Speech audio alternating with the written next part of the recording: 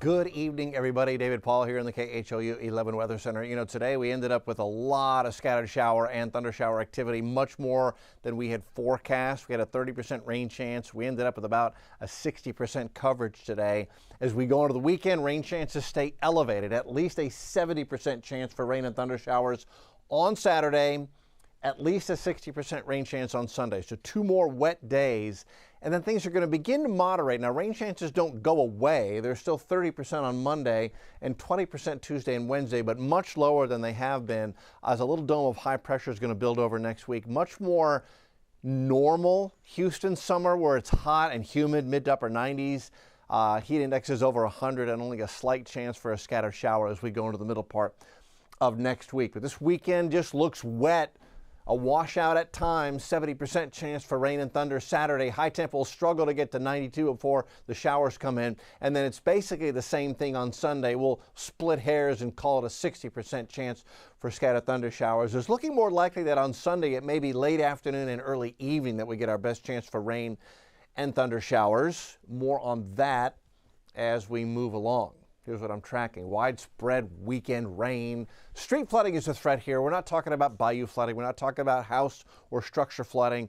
Just nuisance flooding on the roadways is what we'll get with these tropical downpours this weekend. Now, the state as a whole is also in a wet weather pattern, and the entire state, central and west Texas, will have a flash flood threat this weekend. We'll take a closer look at that here in just a minute. This is a live look here at 6:31.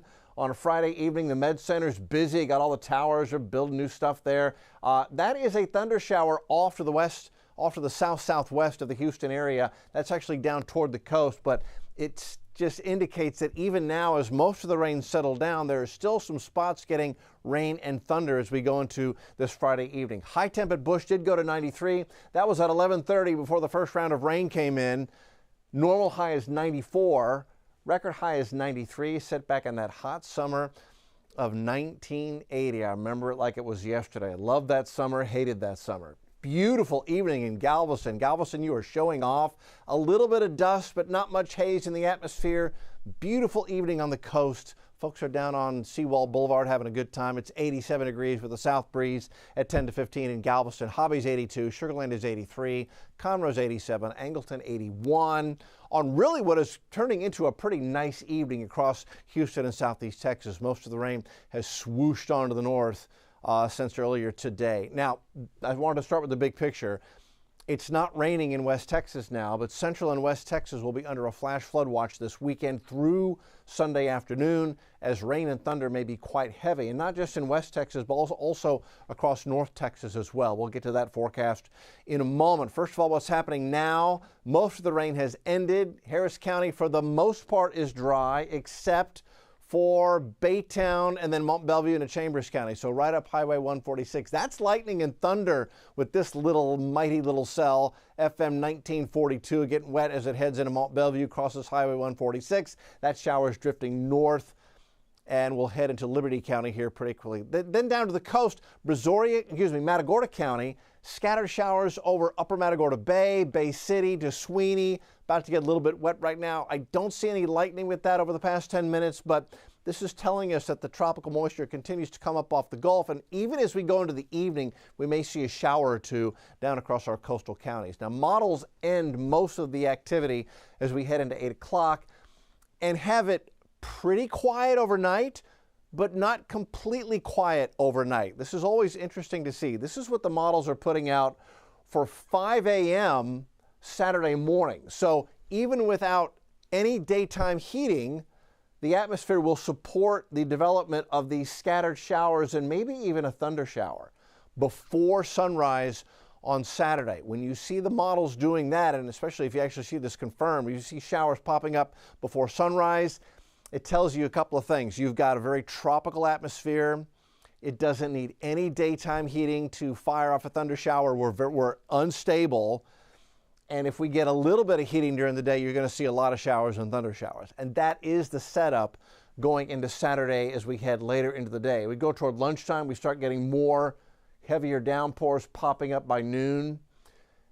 And then we go into early afternoon, 1, 2 o'clock, and these will be some heavy showers and thunder showers popping up basically across the area. As we head into 4 o'clock, still large pockets of heavy rain and thunder showers likely. I know we've got a lot of outdoor events this weekend. Take an umbrella and just prepare to take cover for an hour or two as the showers build up during the middle to late afternoon. Models, again, like they're doing today, wane most of the activity going into 6:37, but still an isolated downpour is possible early in the evening before sunset on Saturday. So as far as southeast Texas, we're in the green area as far as a flood threat. That means it's marginal. What that usually means for us is that the storms could produce minor street ponding and street flooding. We're not looking at bayou flooding or river flooding here in southeast Texas. However, it's a little better chance for flash flooding central Texas, hill country, west Texas, north Texas as we head through Saturday and during the day on Sunday. Here's the big picture. This is Saturday, and look at the scattered shower activity across the state on Saturday. Here's our shower activity, but it may be that they get a heavy thunderstorm and a band of thunderstorms up here across North Texas, Dallas to Abilene. That's Saturday afternoon.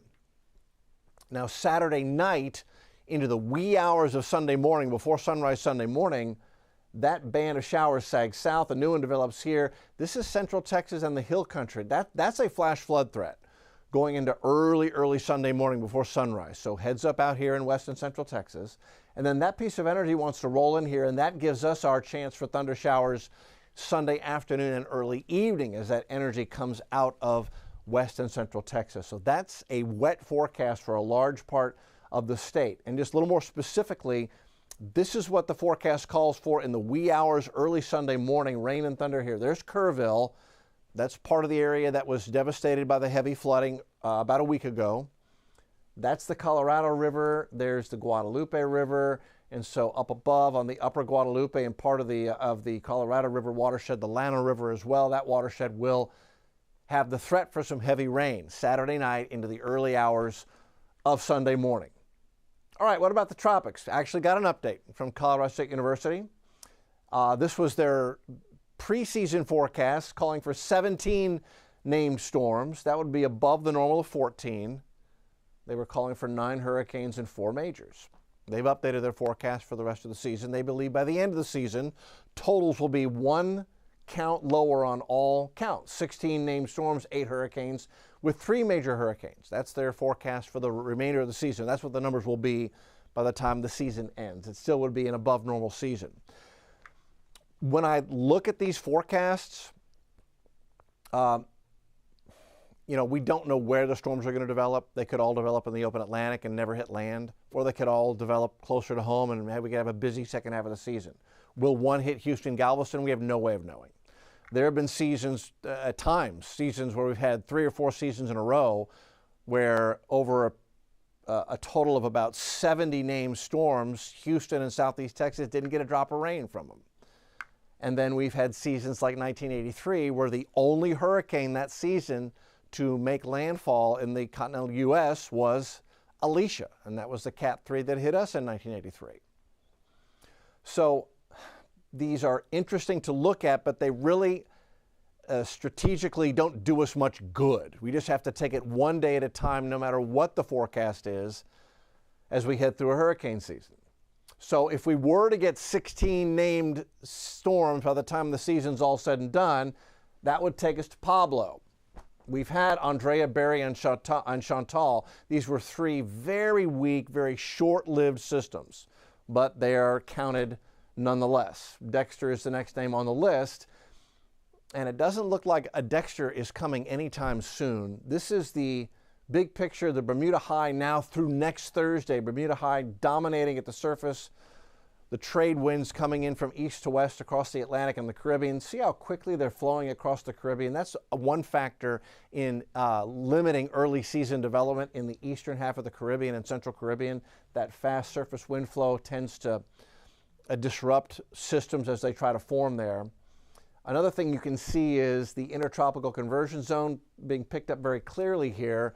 As we head through now through next Thursday, it's very far to the south. You really have to get development a little further north latitude to get tropical development going. So the ITCZ is in place, but it's not in a good spot.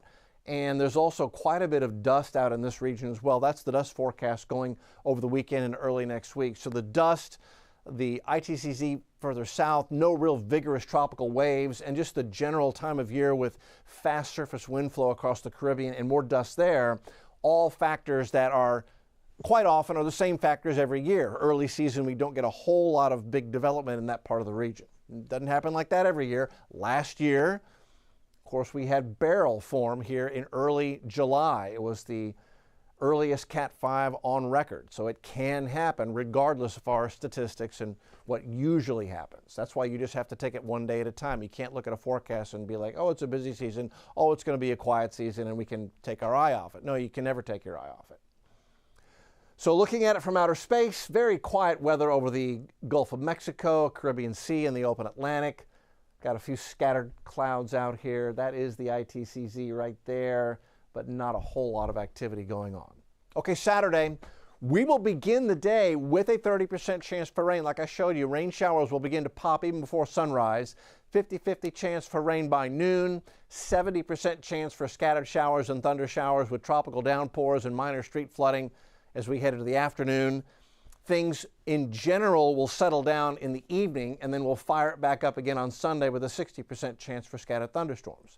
30% Monday, then we drop rain chances to 20%, and then we're going to go into a real typical hot, humid summer pattern for Houston with high temperatures getting into the, upper 90s by the middle of next week, and only a 20% chance for a scattered shower to cool us off. That is where we stand. Turn on notifications with the app, and you'll get notifications in case we get a flood advisory or a storm advisory as we head through what is going to be at times a very wet weekend. Have a great evening, everybody.